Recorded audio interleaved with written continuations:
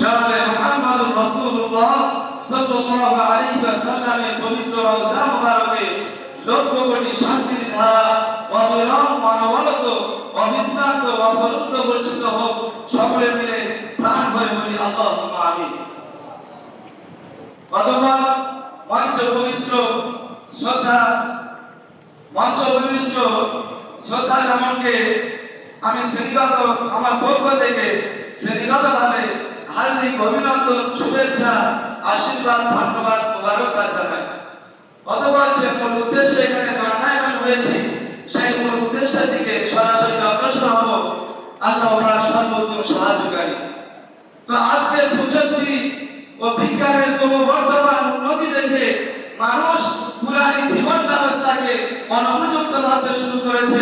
অর্থাৎ আজকের প্রযুক্তি এত উচ্চ পর্যায়ে পৌঁছে গিয়েছে, আজকের বিজ্ঞান এত নির্ভুল আবিষ্কার, এত রহস্য সমাজের সামনে তুলে ধরছে, যার কারণে মানুষ পুরানি জীবন ব্যবস্থাকে অনুপযুক্ত নয় বরং অনুপযুক্ত ভাবতে শুরু করেছে, আর বৈজ্ঞানিক জীবন ব্যবস্থাকে ভালো ভাবতে শুরু করেছে। তাই কোরআনের বৈজ্ঞানিক আলোচনার প্রয়োজন আছে বলে মনে হয়। তবে মনে রাখতে হবে, কোরআন বিজ্ঞান কিংবা দর্শনের কোনো বন্ধু নয়, বরং কোরআন হলো হেদায়েতের উজ্জ্বল মশাল।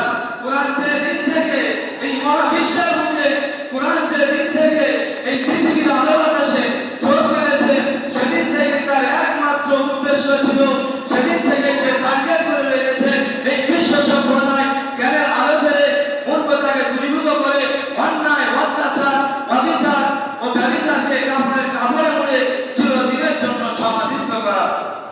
এতটা সত্ত্বেও কোরআনের বস্তু জগৎ তথা বিজ্ঞানের বহু বিষয় আলোচিত হয়েছে। আকাশ ও পৃথিবী ও এত দুবাইয়ের অন্তর্বর্তী সৃষ্টি সম্পর্কে চিন্তা ও ভাবনার আহ্বান জানানো হয়েছে, যাতে মানুষ সৃষ্টির বৈচিত্র্যতা ও জটিলতা ও বিস্ময়কর নির্মল কৌশল ও অলৌকিক প্রক্রিয়া অবলোকন করে মহান আল্লাহর অসীম পুত্র ধারণ করতে পারে। এখান থেকে স্থাপিত হয় কোরআন ও বিজ্ঞানের সম্পর্ক। এরশাদ হয়েছে, আওয়ালাম ইয়ানজুরু ইলা মালাকুতিস সামাওয়াতি ওয়াল আরদ ওয়া মা খালাকা ইলা মালাকুতিস সামাওয়াতি ওয়াল আরদ ওয়া মা খালাকাল্লাহু মিন শাই।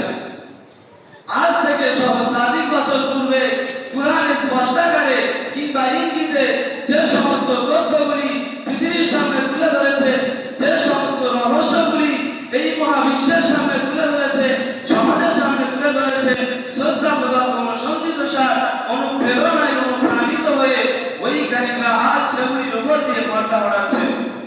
তাই বিজ্ঞান কিন্তু নতুন যত আবিষ্কার করবে, কোরআনের সত্যতা ততই তাদের সামনে ভেসে উঠবে। অথচ এবারে বলাই যেতে পারে যে বিজ্ঞান নিজের গবেষণা করতে সত্যতা প্রমাণের জন্য চিরদিন কোরআনের মুখোমুখি থাকবে। তো এরপর বিজ্ঞানের আগে কোরআন যা বলেছে তা সম্পর্কে কিছু আলোচনা করার প্রয়াস রাখবো। আল্লাহ পাক সর্বোত্তম সাহায্যকারী।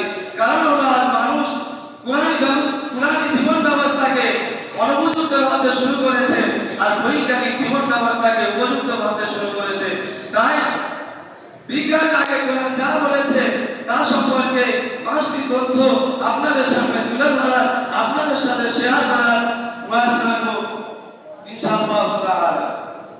তো তার মধ্যে এক হলো বৈজ্ঞানিকদের ধারণা যে সূর্য প্রতি সেকেন্ডে যে পরিমাণ তাপ পরিবেশন করছে, তাদের সূর্যের তাপ ভান্ডার থেকে ধীরে ধীরে তাপমাত্রা কমে আসছে, আর দীর্ঘ 500 কোটি বছর পর এটা নিষ্ক্রিয় হয়ে যাবে, আলোক শূন্য হয়ে পড়বে এবং সূর্যের মতো অন্যান্য নক্ষত্র সমূহ মলিন হয়ে যাবে। বিজ্ঞানের তত্ত্ব পেশ হয়েছে আজকে, অথচ 7ম শতাব্দী থেকে কোরআন অনবরত ঘোষণা করে আসছে, ইদার শামসু কুবিরাত ওয়া ইদার নুজুমুল কাদারাত, অর্থাৎ যেদিন সূর্য নিষ্ক্রিয় হয়ে যাবে, আলো শূন্য হয়ে পড়বে এবং সূর্যের মতো অন্যান্য নক্ষত্র সমূহ মলিন হয়ে যাবে। তবে বৈজ্ঞানিকরা যে 500 কোটি বছরের কথা বলছে, এর কোনো নিশ্চয়তা নেই, আল্লাহ পাক ভালো জানেন।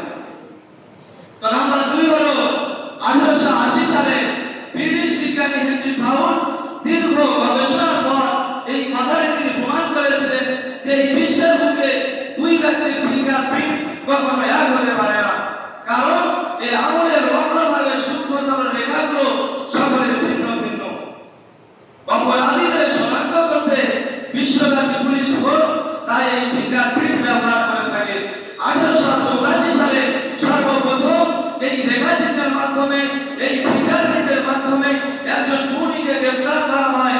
তারপর থেকে এই আমাদের ছাপের গুরুত্ব বেড়ে যায়। আশ্চর্যের বিষয় হলো বর্তমান বৈজ্ঞানিকদের দাবি হলো যে একজন মানুষের শুধুমাত্র তার আঙুলের অগ্রভাগে সূক্ষ্মতর রেখাগুলো সামনে রেখে তার অনুপস্থিতিতে তার গোটা শরীরের ছবি এঁকে দেওয়া সম্ভব। কিন্তু আধুনিক বিজ্ঞান এই বিষয়টি সমাজের সামনে তুলে ধরেছে। কিন্তু আজ থেকে 160 বছর পূর্বে মৃত্যুর পর আবার জীবিত হতে হবে এই সম্পর্কে